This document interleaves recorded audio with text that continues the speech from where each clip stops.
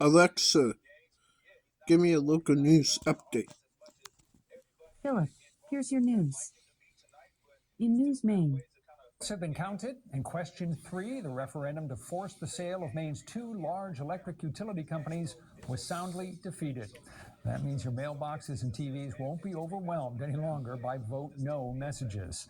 But will the debate over electricity in Maine go away? Not likely.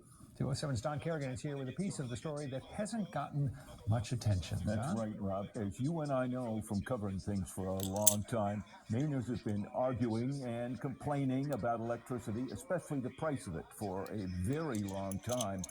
And this year's referendum, which you could say is about public power, was not the first.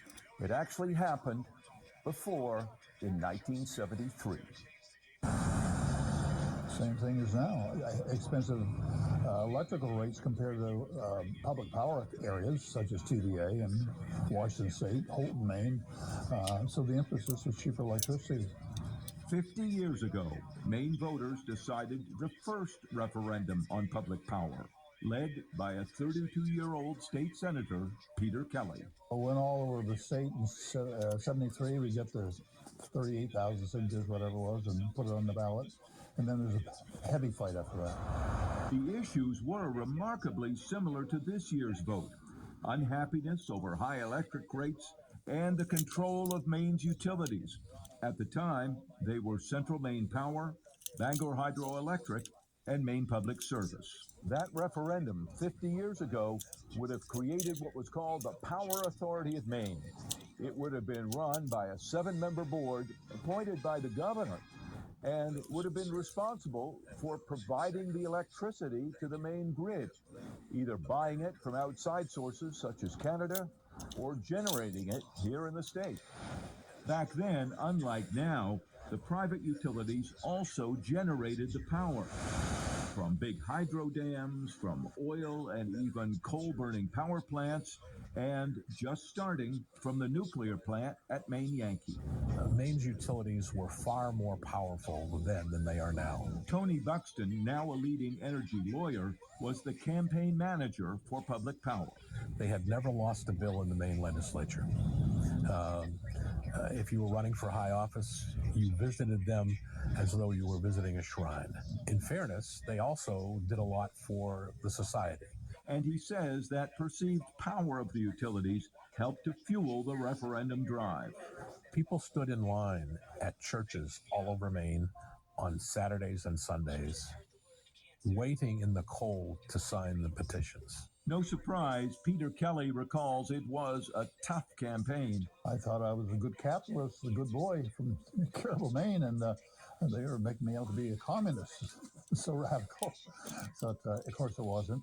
The utilities were then all locally owned, and they fought back to protect their business from even a partial government takeover. Supporters argued public power would make electricity cheaper. And why was it cheaper? It cut out a lot of big costs.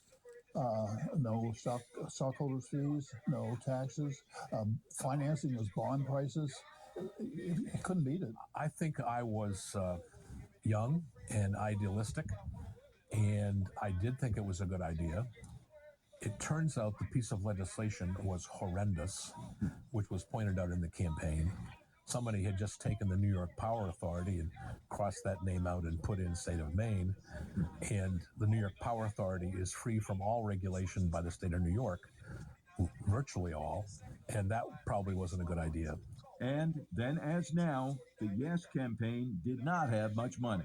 You were significantly outspent. That would be an understatement, yeah. That public power referendum had both supporters and opponents in the legislature, but it did have the support of the governor. At that time, Democrat Ken Curtis. Governor Curtis may have supported the public power plan, but that did not turn the tide. And you lost, the referendum lost. We did. By a fair amount, right? 62-38. So, not close. But that referendum may have started something. Decades of closer scrutiny and argument over Maine's electric utilities. How deep is the public's unhappiness with the utilities? I think it's pretty deep. Maine public advocate Bill Harwood wasn't living here at the time, but says the 1973 public power referendum and the one 50 years later underscore that many Mainers are not content with what we have. That's a lot of people, and something that CMP and Versant, I will encourage them, and I hope they're smart enough to pay very close attention to those, try and figure out what that demographic is, which part of the states they're more populated, what age, what's going on, and see if we can tease out what the concerns are and address them. For Peter Kelly, public power is still the answer. Oh, absolutely, yeah. 50 years later, we hope we don't have to wait another 50 years to get another referendum out there. For Tony Buxton, time has changed his views. And the issue of climate change, he says, means both public and private are needed. I think there's a role for government funding of some energy facilities because of the climate crisis. We're going to have a hard time putting on the backs of ratepayers, large and small, old and young, poor and wealthy, all the costs that we need to incur to achieve our climate objectives. 50 years later, and Maine is still looking for cheaper power, cleaner power, and maybe a way to end more than a half century of debate.